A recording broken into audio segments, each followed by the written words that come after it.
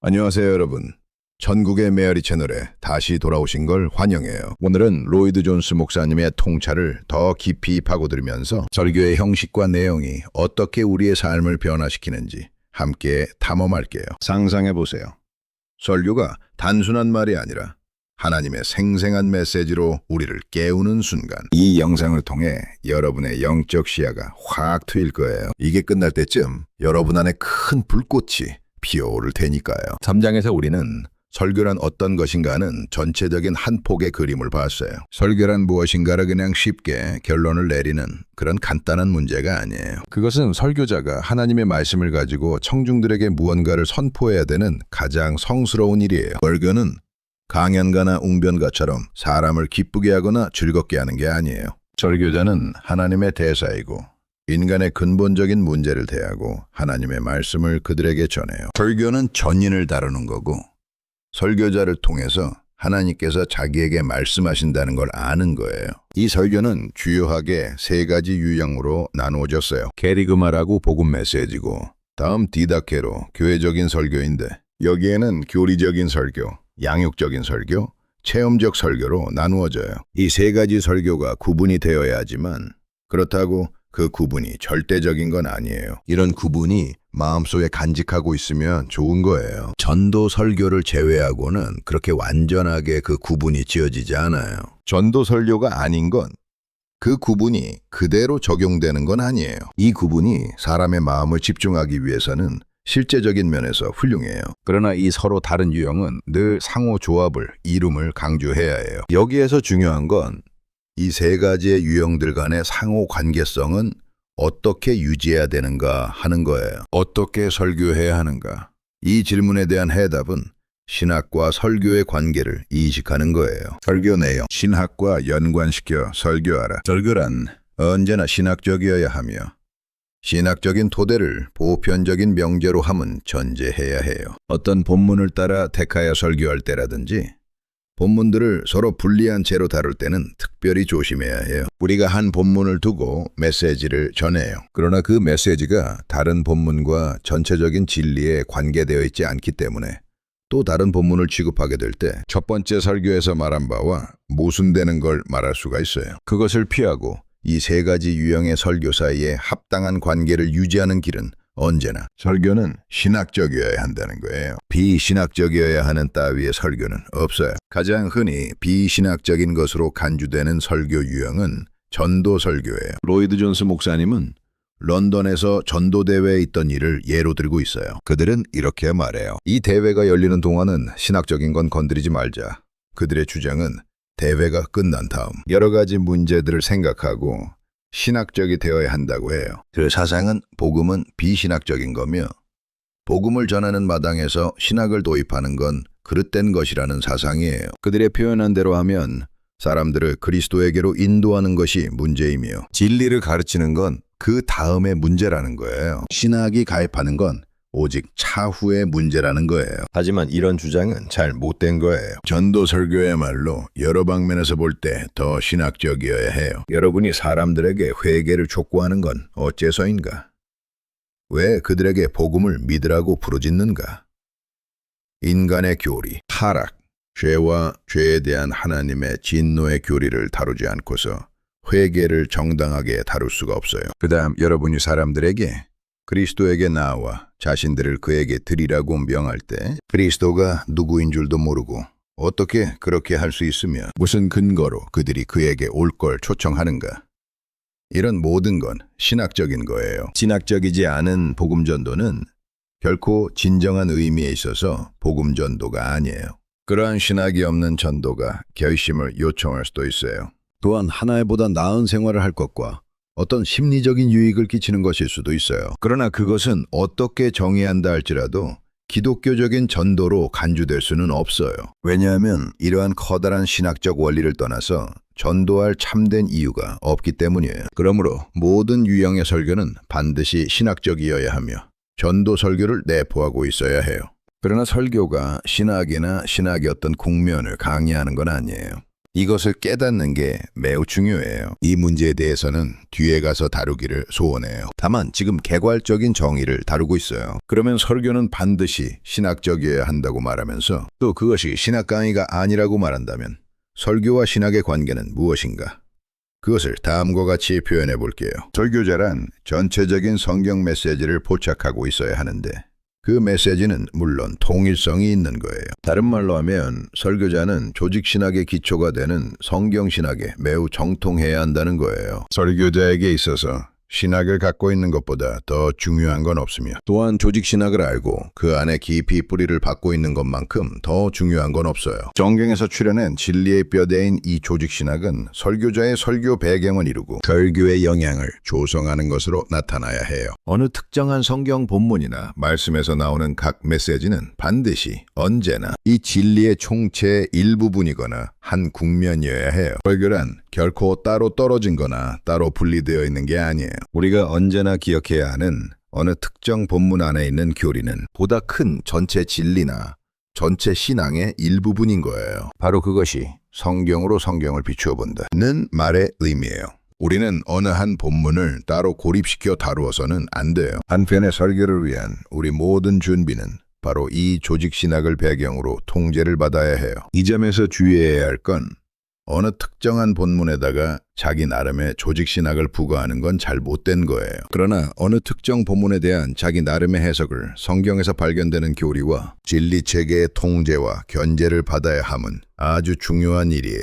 완고하게 고집하는 이 조직신학을 가지고 있는 사람들은 이 조직신학을 특정 본문들에다 그릇되게 가미시켜 그 본문들을 곡해하는 경향이 있어요. 다른 말로 한다면 그들이 다루고 있는 본문에서 해당 교리를 끌어내지 않는다는 거예요. 조직신학의 바른 사용은 다루고 있는 본문 가운데서 특정 교리를 비추어 보고 그것에 들어맞는가를 확인해 봄으로써 그 교리를 통제하고 조정하는 거예요. 이 말이 의미하는 바는 우리의 제1차적인 요구란 이 전체 메시지, 곧 이 하나님의 전체적인 뜻을 전하는 것이라는 점이에요. 이것은 특정한 메시지나 부분보다 더욱 중요한 거예요. 로이드 존스 목사님은 설교와 신학의 관계를 더 잘 설명해 주기 위해서 다음 사항을 상기시켜줘요. 신약이 완성되는 시대나 초대교회 시대에 살았던 사람들은 우리처럼 설교를 하지 않았어요. 그들에게는 신약 성경이 없었기 때문에 그들은 그들에게 맡겨진 메시지를 전했어요. 진리의 커다란 몸뚱아리인 전체 구원 교리를 전했어요.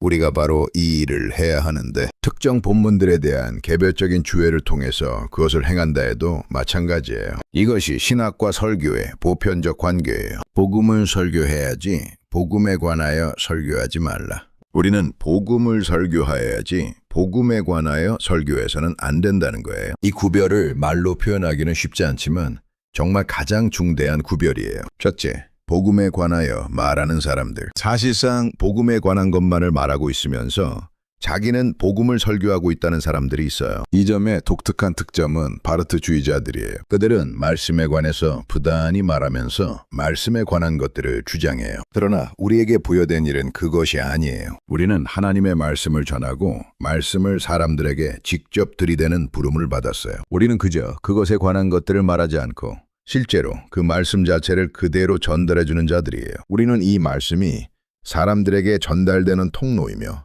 운반 도구인 거예요. 이 점을 달리 표현하면 우리는 그저 복음에 관해 말하기만 하라고 부름을 받은 게 아니란 거예요. 50여 년 전에 복음을 칭송하는 것이 설교라고 주장하는 사람들이 있었어요. 그 설교자는 복음을 칭송하고 복음에 관한 놀라운 점들을 말하거나 복음이 얼마나 놀라운 것인가를 보여주고 있어요. 그러나 그것은 잘못된 접근이에요. 복음은 놀랍고 복음은 칭송받을 만해요. 그러나 그렇게 하는 게 설교자의 제1차적인 임무는 아니에요. 그는 복음을 표명하고 청명해야 하는 거예요. 둘째로, 복음은 학문적으로 표현하는 게 아니에요. 설교자의 임무란 복음을 학문적으로 표현하는 게 아니에요. 설교자는 복음을 분석할 수 있고 복음의 부분들을 보여줄 수 있으며 그것이 얼마나 훌륭한 것인가를 보여줄 수 있어요.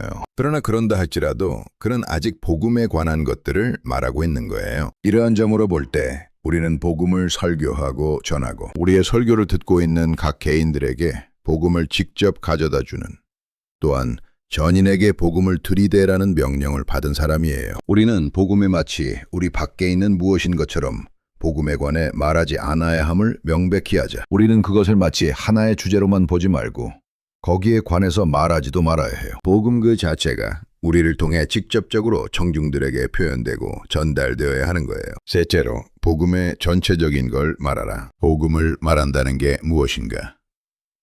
우리는 복음을 전함에 있어서 한 개인적인 선입관이 아니라면 우리는 그것을 다루고 그것으로부터 출발해야 해요. 그러나 그것에만 멈추어서는 안 돼요. 사회적 측면이 있고 그뿐 아니라 우주적 보편적인 측면이 있어요. 우리는 성경에 게시된 대로 전 구원 계획을 나타내야 해요. 우리는 반드시 사도 바울이 앱별십에서 표현한 것처럼 궁극적인 목적은 그리스도 안에서 모든 것들을 언급하는 것임을 보여주어야 해요. 하늘에 있는 것이나 땅에 있는 것이 다 그리스도 안에서 통일되게 하려 하심이라. 우리가 해야 하는 게 바로 그것이요. 바로 그것 때문에 우리의 설교와 말씀의 사역을 세 가지 구분으로 나누어야 한다고 주장하는 거예요. 특히 교리적인 설교에서 잘 표현돼요. 여기에서는 개인적인 측면도 있지만 더 나아가서 더 큰 전체의 부분도 알기를 원해요. 설교자는 그 설교에서 구원이란 게 단지 주관적인 것, 곧 멋진 감정이나 평화나 그들이 추구하는 무엇이 아니라는 걸 강조해야 해요. 그 모든 게 중요하고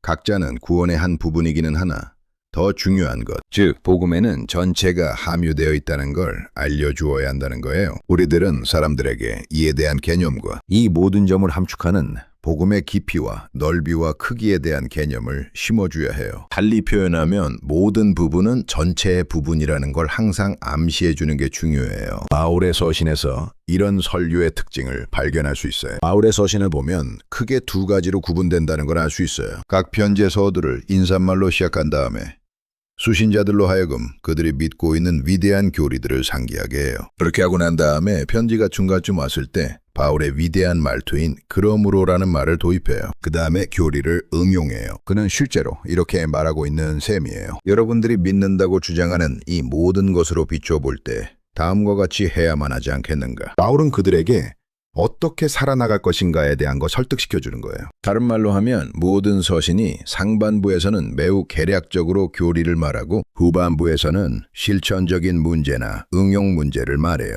언제나 놀랍고 감동적인 건 이미 교리를 말해놓고도 실천적인 대목에 와서까지도 교리를 다시 언급하는 바울의 태도예요. 바로 그것이 구분이 되기는 하지만 그것은 너무 딱 잘라 놓아서는 안 되고 너무 엄격하게 구분해 놓아서도 안 된다는 거예요. 만약 그렇게 딱 잘라 구분해 놓는다면 바울의 서신을 다룰 수가 없어요. 모든 면이 아주 친밀하게 관계되어 있기 때문에 그 모든 면들을 항상 병행시켜야 해요. 그것을 다른 방식으로 표현하면 설교에는 도덕적이고 윤리적인 원리를 말하는 면과 그 원리를 상황에 적용시켜주는 면이 있어요. 그러나 이것을 분리시켜서는 안 돼요. 예를 들어 바울이 롬 12장을 그러므로 형제들아 내가 하나님의 모든 자비하심으로 너희를 권하노니 너희 몸을 드리라는 말로 서두를 꺼내요. 이 말은 간절한 권면이지 단순한 도덕률이 아니에요. 이 말은 우리가 이미 알고 믿는 바 때문에 나온 말이에요. 그러므로 이러한 구분을 인식해야 하면서도 그것을 너무 엄격하게 딱 잘라 구분해서는 안 돼요. 이 구분은 실제적인 목적을 위해서는 좋은 거예요. 하지만 이 두 면을 결코 따로 떼어 놓아서는 안 돼요. 설교자는 항상 전체를 있는 그대로 말해야 해요. 비록 그가 그 순간에 어떤 개별적인 문제와 강조점을 두고 있다 할지라도 그러해요.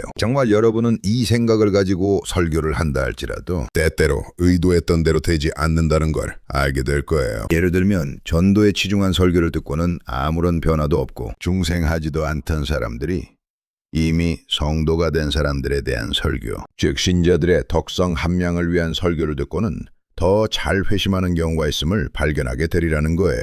참 놀라운 일이에요. 뒤에 가서 이런 일에 대해 하나님께 감사해야 한다는 걸 보여드리길 소원해요. 이런 일은 설교의 커다란 로맨틱한 부분이에요. 여러분은 곧바로 어느 예배에서 자신에게 이렇게 말하기 시작할 거예요. 자, 이 예배는 전도 집회구나.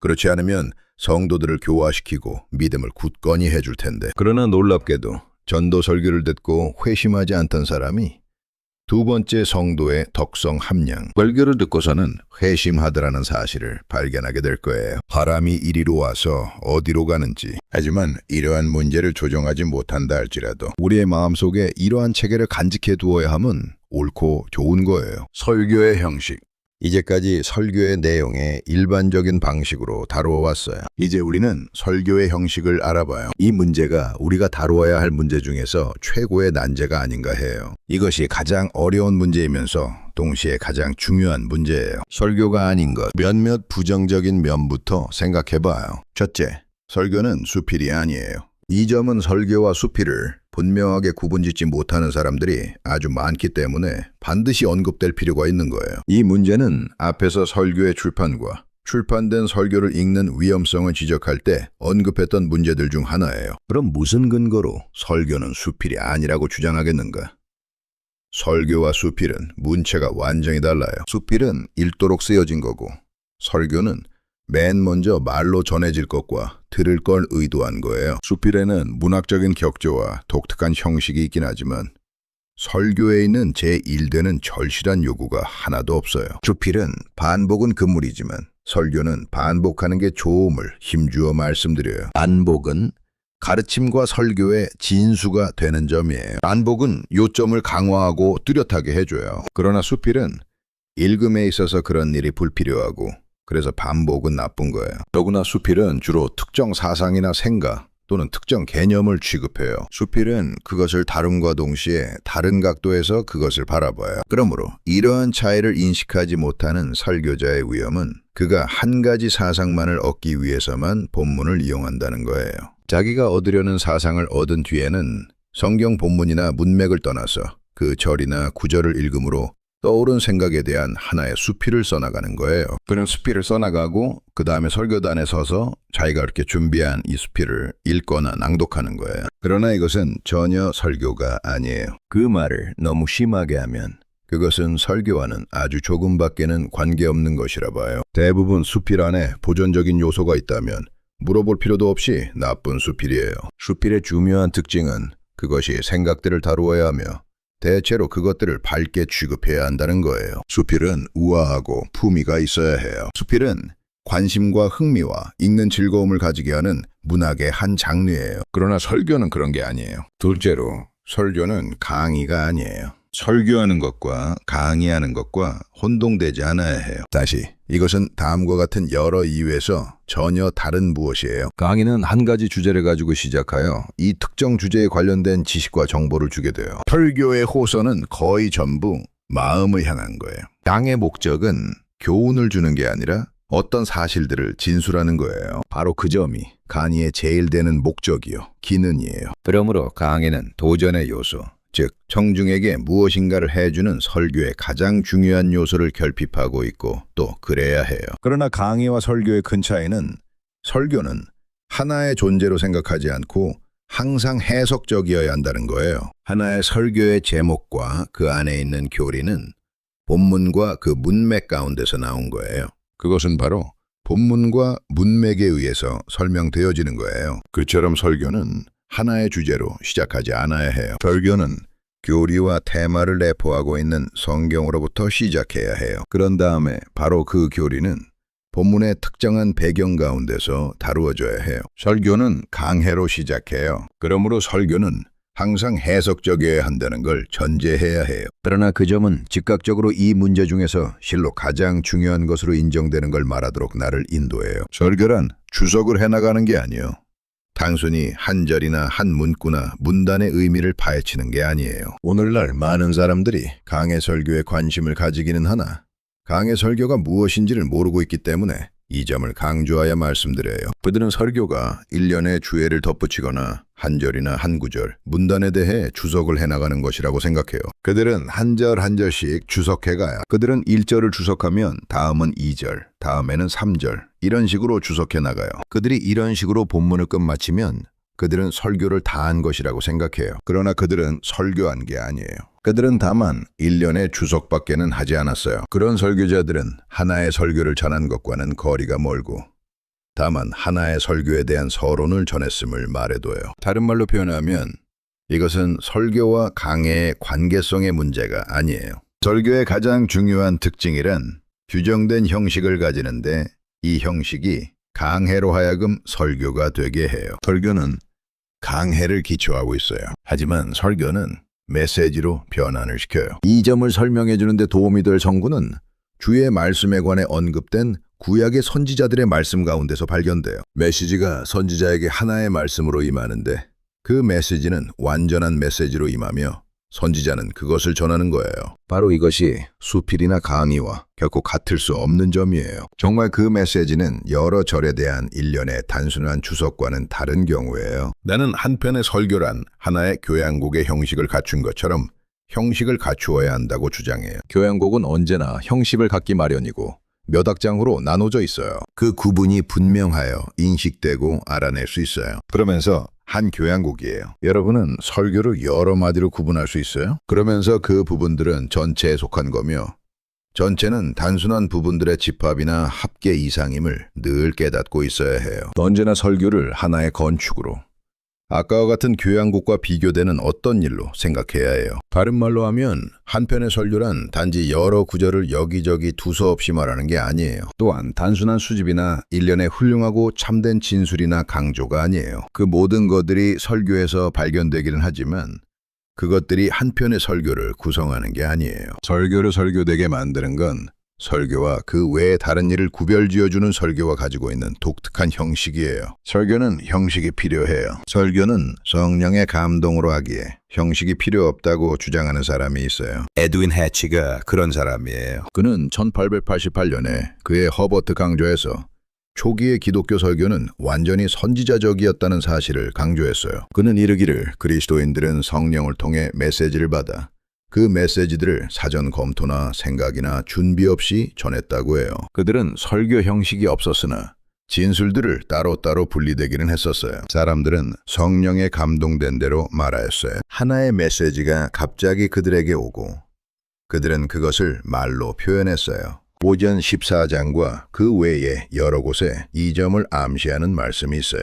해치는 그것이 원시 기독교 설교에 그것이 들어온 건 초기 기독교에 미친 힐압의 영향 때문이며 그것은 특별히 2세기의 경우에 더하다고 그는 주장해요. 물론 힐압인들이 형식에 관심을 가지고 있어 인간의 몸, 건축까지도 형식의 성경을 쓰고 있었던 게 사실이에요. 그래서 그들은 그들의 연설이나 회화의 형식에도 관심을 기울였던 거예요. 그들은 이 점에 큰 비중을 두었어요. 한 사람도 아무렇게나 불쑥 말하지 않았어요. 자기의 문제를 표현하는 방식은 매우 중요했는데 그것은 사람들을 감동시키려 한다면 더했어요. 그러므로 그들은 이 방법이나 이 형식을 발전시켰고 이 형식은 일반적인 인정을 받아 오랜 교회 역사에서 설교를 특징짓게 되었어요. 이 문제를 간단히 다루려고 해요. 물론 해치가 한 말에도 커다란 진리가 되는 점이 있는 걸 인정해요. 신약에 분명히 나타난 이 영적이고 선지자적 요소를 볼 수 있어요. 그러나 그의 성급함에 이의를 가지고 있어요. 내가 믿기로는 해치의 주장은 신약적인 증거에 전혀 부합되지 않는 거예요. 우리가 늘 문제에다 이 형식을 가미해서 내용보다 형식에 더 큰 관심을 가지지 않도록 주의해야 함을. 이 점이 해치가 교훈하는 바의 핵심이에요. 인정해요. 바로 그 점이 아주 현실적인 위험이 있어요. 여러분들이 어떤 유해, 즉 문학이나 다른 무엇의 형식을 갖추는 순간 그 형식의 노예가 되거나 말하고 있는 것 자체보다 그것을 말하는 방법에 더 큰 관심을 가지는 위험을 만나게 돼요. 나는 그 점을 쾌히 인정해요. 그러나 신약 자체의 증거에 입각해봐도 해치의 견해는 너무 지나친 거예요. 사도행전 2장에 오순절날 베드로의 설교 기사에서 보면 그 설교에 분명한 형식이 있으며 베드로가 불쑥 내뱉거나 일련의 동떨어진 요점들을 나열하지 않았어요. 오히려 베드로의 설교나 그의 말에는 일정의 형식이 있었어요. 사도행전 7장에 사내들인 공회 앞에서 스데반이 자기를 변증하는 모습을 보면 거기에서도 가장 모범적인 형식, 즉 내가 설교의 형식으로 부르려는 게 그 안에 있어요. 한 걸음 두 걸음 전진해 나갈 때 그가 처리해 나가는 분명한 계획이 있어요. 스데반은 시작하기 전에 자기가 도달하려는 목표를 정확히 알았고 다음에 그 지점으로 이끌어간 거예요. 여러분들은 사도행전 7장을 읽을 때 반드시 그 메시지의 형식과 구성과 조직에 깊은 인상을 받을 거예요. 그리고 사도행전 13장에 비시디아 안디옥에서의 바울의 설교 가운데서도 똑같은 걸 발견해요. 바울은 하나의 계획을 따라 말하고 있었어요. 다른 표현으로 말하면 일종의 뼈대와 개요를 가지고 있었던 거예요. 그 설교에 형식이 있었다는 게 틀림없어요. 해치의 이런 관점을 너무 극단으로 받아들이지 말기를 바라요. 우리 자신을 이런 문제에서 지켜나가야 해요. 교회사나 설교사는 이런 일들을 극단으로 주도하는 사람들이 있었어요. 설교 형식의 특징. 그러면 설교를 특징 짓는 이 형식은 어떤 것들인가? 첫째, 택한 본문을 주해하라. 설교 준비를 시작할 때 택한 본문이나 구절구절들을 해석하는 것부터 출발해야 한다는 거예요. 이 점은 중요하고 본질적인 거예요. 모든 설교는 반드시 강해식이어야 해요. 한 사상으로부터 출발하면 안 돼요. 비록 그것이 바르고 훌륭한 사상이라 할지라도 그러해요. 한 사상으로부터 출발하면 안 되는 이유는 다음과 같아요. 가령 그렇게 한다면 매 시간 똑같은 걸 말할 경향성에 빠지기 쉽기 때문이에요. 그리고 끝없이 자기 자신의 말만을 되풀이하게 될 거기 때문이에요. 강의 설교에 대해 별다른 이의가 없으면 이 강의 설교는 그 자체로 충족한 게 될 거예요. 그것은 설교에 있어서 다양성과 다채로움을 유지케 하며 보장해 줄 거예요. 그것은 설교자 스스로에게뿐 아니라 사람들을 위해서도 훌륭한 거예요. 그러므로 설교는 반드시 강해적이어야 해요. 어쨌든 전체 요지는 우리가 말하고 있는 게 성경에서 나온 것이라는 사실을 사람들이 분명히 알게 되리라는 거예요. 우리는 성경과 그 메시지를 나타내는 사람들이에요. 또한 강단에는 언제나 성경이 펼쳐져 있어 설교자는 성경을 설교한다는 사실을 강조하는 거예요. 본문을 읽은 다음에는 성경을 덮어놓고 그 본문의 변죽만 울리면서 말을 진행해 나가곤 해요. 우린 언제고 우리가 말하는 게 성경에서 나오는 거며 그것이 언제나 그렇다는 인상을 주어야 해요. 그것은 우리가 무엇을 얘기하느냐보다 더 중요한 것일 수 있어요. 바로 그 성경이 우리가 전하는 메시지의 원본이요. 메시지를 받은 원천이기도 해요. 그러므로 설교자는 강의 해석로부터 시작해야 돼요. 설교 준비뿐만 아니라 사람들에게 이것을 주지하려는 거예요. 우리가 말하려는 것, 즉 메시지의 소명은 강해로부터 떠오른 거예요. 만일 구절구절을 정확히 이해했다면 성경 자체의 한 부분인 하나의 교리를 잘 알아낸 거예요. 그것을 연구하고 탐색해내는 게 설교자들의 임무예요. 본문을 택했다면 과연 그 본문은 무엇을 말하고 있는가? 이 말씀은 무슨 뜻인가? 이 본문에 해당하는 교리는 무엇이며 이 본문에서 말하는 특별한 메시지는 무엇인가? 라는 의문을 가져야 해요. 설교 준비에 있어서 이보다 더 중요한 건 없어요. 이렇게 해서 나타난 원리를 뽑아내고 그것이 아주 분명하게 부각되었으면 그 설교를 들을 사람들에게 바로 이 원리를 어떻게 밝히 드러낼 것인가에 대해서 생각하라. 이 문제가 결코 간과되어서는 안 돼요. 앞에서 말씀드린 대로 설교자는 강좌나 수필을 낭독하고 있는 게 아니기 때문이에요. 설교자는 설교를 듣는 사람들을 감동시켜 생활 영역 전체에 영향을 주는 일을 하고 있는 사람이에요. 그러므로 설교자가 분명코 이 모든 원리를 밝히 드러내 보여주어야 하는 거예요. 설교자는 고대 역사나 고대 문명 또는 그와 유사한 어떤 것에 대한 강조를 하는 골동품 연구가가 아니에요. 설교는 오늘날 생존하여 생의 문제에 직면한 사람들에게 대해 무언가를 말하는 사람이에요. 그러므로 설교자 여러분은 여러분이 말하려는 걸 설교하는 일을 글자 넣기 퀴즈를 맞추거나 그와 같은 일을 하는 것처럼 어떤 특별한 기호를 가진 사람들에게만 흥미거리가 되는 모종의 학적이고 탁상 공론적인 일이 아니라는 걸 보여주어야 해요. 여러분이 전하는 메시지는 그들에게 사활을 좌우하는 중대한 문제이며 사람들이 그들의 모든 존재를 걸고 들어야 할 것이란 점을 보여주어야 해요. 왜냐하면 이 메시지가 그들이 사는데 도움을 줄 거기 때문이에요. 둘째, 대지 나누기 전개의 적용. 그 다음, 그것을 대지 또는 소제목으로 나누는 문제에 이르게 돼요. 이렇게 대지, 소제목으로 나누는 목적은 바로 중심적인 원리나 명제를 뚜렷하게 하는 데 있어요. 그러나 이 모든 것에 일정한 형식이 있어요. 작곡가는 그 교향곡의 도입 부분이나 오페라의 서곡에서 보편적으로 그가 다루려는 여러 개의 주제들을 암시적으로 던져줘요. 그렇듯이 설교자도 그의 객관적인 서론에서 주요 테마와 그 테마의 여러 요지들을 지적해야 해요. 그런 다음에 그는 반드시 그 설교에서 이것들을 상세하고 질서 있게 풀어나가야 하는 거예요. 이와 같이 여러 개의 부속적인 소지들로 나누어져야 해요. 이런 여러 개의 명제들이나 소제목들을 잘 배열하는 건 아주 중요한 일이에요. 제목을 나눈 다음 그것들 각각의 요소들을 살펴본 후 이것들을 어떠한 순서로든지 되는 대로 배열해서는 안 돼요. 설교자가 사람들에게 설파하고 사람들을 설득하고 그들에게 밝히기를 원하는 하나의 원리와 논증이나 경우가 있게 돼요. 그러므로 결단코 설교자는 자기가 뽑은 소제목들이나 대지들을 연결시키는 데 있어서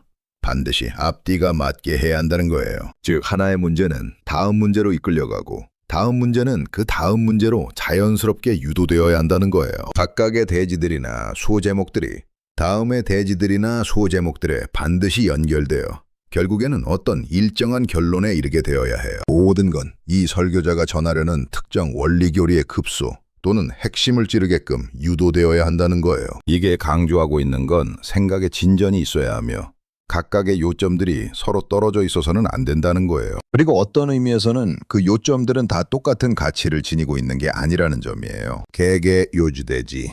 소제목들은 전체 소개 부분이며 모든 요지들을 다룸에 있어서 반드시 무언가 전진되어 나가는 일이 있어야 하고 더 큰 문제를 향하고 있어야 한다는 거예요. 설교자는 단순하게 같은 일을 여러 번 말하는 게 아니라 하나의 궁극적인 결론을 겨누고 있는 거예요. 이처럼 설교의 형식의 문제에 있어서 논증과 주장으로 진전이나 전진 또는 논증의 발전은 절대적으로 중차대한 문제예요. 설교자는 절정을 향해 나아가야 해요. 모든 건 그 절정을 향해 이끌려 나가야 하는 거예요. 그렇게 함으로써 위대한 진리가 이제까지 말해진 모든 걸 압도하고 뛰어나 보이게 되는 거예요. 그러나 설교자가 이런 식으로 메시지를 나타냈을 때 중요한 건 설교자는 자기가 말해온 걸 설교자가 목표하는 것에 적용해 나왔어야 한다는 거예요. 이 일을 행하는 방법은 여러 가지가 있어요. 그것들을 질문하고 대답하는 형식으로 할 수 있고 또 다른 방법으로도 할 수 있어요. 그러나 설교자는 반드시 그가 계속 전하여왔던 메시지를 응용, 적용해야 된다는 거예요. 이것은 다시 설교자가 단순히 강의만을 하고 있는 게 아니며 어떤 추상적이고 학문적인 또는 이론적인 문제를 다루고 있지 않다는 걸 보여줘요. 그러므로 설교자 여러분은 여러분이 말하고 있는 걸 적용시켜 나아가야 해요. 그런 다음 이 점을 절대적으로 확실하게 하기 위해 논증이나 주장을 끝내고 절정에 도달했을 때 그 모든 걸 다시 적용하는 거예요. 다시 일련의 질문의 형식으로도 이 일이 행해질 수 있어요. 그러나 언제나 적용이나 권고하는 바의 핵심에 도달하도록 해야 한다는 건 설교에 있어서 죽고 사는 중차대한 문제예요. 셋째, 설교는 한편의 완전체예요. 설교자는 결코 본문에 대해 단순한 주해나 설명으로 끝내서는 안 돼요. 물론 그 일은 반드시 해야만 해요. 그러나 설교자에게 있어서 관심의 초점은 본문의 메시지를 파헤치는 데 있어요. 달리 말하면 한편의 설교는 한 개의 완전체란 말이에요. 그것은 하나의 완전한 전체예요. 이 점은 언제나 설교에 있어서는 진리예요. 설교는 언제나 이 완전성과 형식을 지고 있어야 해요. 만일 설교자가 일련의 연관된 설교를 해야만 한다면 이 점은 특히 중요해요. 똑같은 본문이나 특정 본문을 가지고 여러 편의 연관된 설교를 할 수도 있어요. 한 편의 설교에서 말하고 하는 걸 모두 말할 수 없다는 걸 발견하고는 아, 그렇군. 내가 이번에 전부 말할 수 없겠는걸 하고 거기서 갑자기 끝나버리고 마는 것. 그것은 참으로 위험한 일이에요. 그것은 좋지 않아요. 모든 단편적인 설교는 그것으로 완전하고 그 안에 이러한 전체성의 요소를 가지고 있다는 걸 알아야 해요. 다음번 설교에서 똑같은 주제를 가지고 설교하면 시작할 때 반드시 저의 설교에서 이미 언급했던 걸 몇 문장으로 요약해 주어야 해요. 그런 다음에 그 설교를 해야 할 건 이 설교도 역시 하나의 완전체예요. 그 자체가 완성품이어야 한다는 거예요. 같은 주제로 계속되는 설교라 할지라도 한 편 한 편이 결코 완전한 설교로서의 가치를 상실하면 안 된다는 말이에요. 한 편의 설교가 완성품이 되어야 하는 건 그런 설교를 듣는 사람 중에 다른 주일에 출석하지 못할 사람들이 있으며 그래서 그들은 실망해 여러분들이 다음에 더 말하려는 걸 의아하게 생각하면서 돌아가게 될 것이라는 말이에요. 또는 그 설교를 듣는 사람들 중에는 그 전의 주일에는 출석치 않은 사람들이 있을 수도 있다는 말이에요. 그 사람들은 나는 지난 주일에 참석치 않았으니 지금 말하는 게 무슨 소린지 알 수 없겠구나 라고 느낄 것이라는 말이에요. 바로 그 점 때문에 모든 설교가 반드시 하나의 완전체여야 하며 이런 형식을 늘 갖추고 있어야 함은 중대한 일이에요. 다른 말로 하면 설교에는 예술적인 요소가 있다고 주장하는 바예요. 설교 준비를 하는 일이 필요한 게 이 때문이에요. 그 일은 형식을 갖춰야 하고 반드시 어떤 형태로 모양 지워져야 해요. 작곡가나 시인이 바로 그 일을 하는 걸 상상해봐요. 시인은 어떤 객관적인 생각을 가지게 되고 어떤 테마들이 그에게 떠오르게 돼요. 그러나 만일 그가 하나의 시를 만들어내려고 하면 그에게 오는 이러한 생각들을 취하여 하나의 형상이나 일정한 형식에 짜맞춰야 해요. 이 일은 숙고하는 노력이나 일을 수반해요. 내가 실제로 설교 준비에 관한 걸 다루게 될 때 제10장 이런 노력의 다양한 성격과 몇몇 난제들 그리고 그 문제들이 때로는 이상할 정도로 뜻밖의 방식으로 해결되는 경우 등에 관해서 자세하게 언급하게 될 거예요.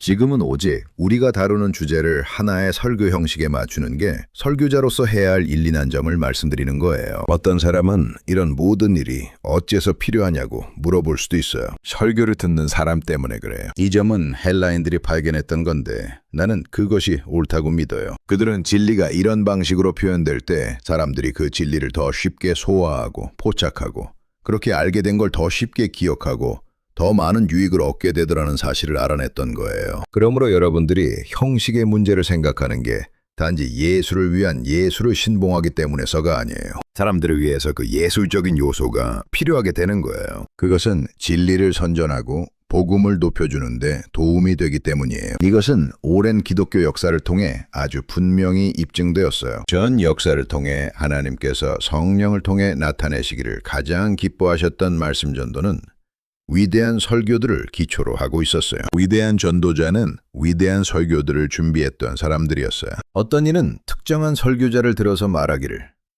그러나 어떻습니까? 거의 한 편의 설교도 준비하지 않았던 사람들인데도 하나님께서 분명히 크게 쓰셨던 사람들이 있었지 않는가? 그런 질문에 대한 분명한 해답은 그것은 그 법칙을 벗어나는 예외예요. 몇몇 드물게 일어나는 경우를 위하여 법칙을 제정하지 않아요. 하나님께서는 어떤 방법으로든지 어떤 누구든지 사용하실 수 있어요. 하나님께서는 침묵까지도 사용하신다. 그러나 우리는 진리를 전달하는 설교자 말씀, 증거자로서 부름받았어요. 만일 여러분이 과거의 위대한 설교나 설교문을 읽으면 이것들이 성령께서 가장 크게 높여주셨고 죄인을 중생시키고 성도들을 정립시켜주고 교양하는 데 사용하신 것들이란 걸 알게 될 거예요. 설교문 준비는 땀과 노동이 필요해요. 그러므로 우리는 다음과 같은 결론을 내릴 수 있어요. 설교 준비는 땀과 노동을 필요로 한다고 말이에요. 때로는 성경에서 발견한 모든 걸 이 특정 형식에 집어넣기가 극히 어려울 수도 있어요. 그것은 마치 토기장이가 흙으로 무엇을 만드는 일이나 대장장이가 말에 신길 말발굽을 만드는 거나 같아요. 재료를 불 속에 집어넣은 다음 꺼내서 해머로 그것을 몇 번이고 단련해야 해요. 매번 조금씩 나아지기는 하지만 똑바르지 못해요. 그래서 마음에 맞을 때까지 계속 그 일을 되풀이해요. 그럼으로써 더 나아지게 되는 거예요. 형식에 맞추는 일은 설교 준비 중에서 가장 어려운 고역이에요. 그렇지만 그것은 또한 가장 놀랍고 영광스러운 작업이에요. 때로 그것은 너무 힘들고 기진해서 어렵다고 포기할 때가 있을 수 있어요. 그러나 그것은 동시에 마침내 설교했을 때가 이 땅 위에서 사는 사람들이 겪는 것 중에서 가장 감동적인 체험이 될 거고 하나님께서 창조하신 세계를 보시기에 좋았다고 한 말씀의 의미를 어렴풋이나마 이해하게 될 거예요.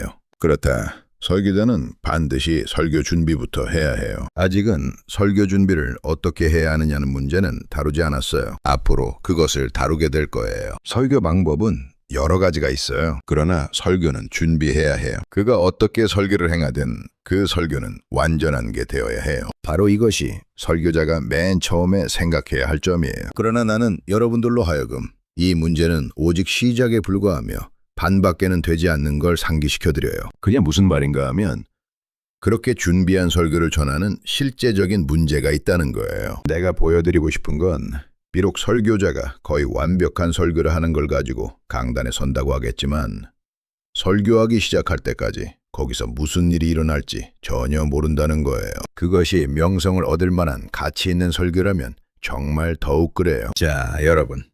이 내용이 설교의 깊이를 더 느끼게 해주나요? 하나님의 말씀을 통해 우리의 삶이 어떻게 형성되는지 이 영상이 그걸 깨닫는 계기가 되길 바라요. 다음 부분도 기대해 주세요. 구독과 좋아요, 댓글로 함께해요. 천국의 메아리가 여러분과 동행할게요.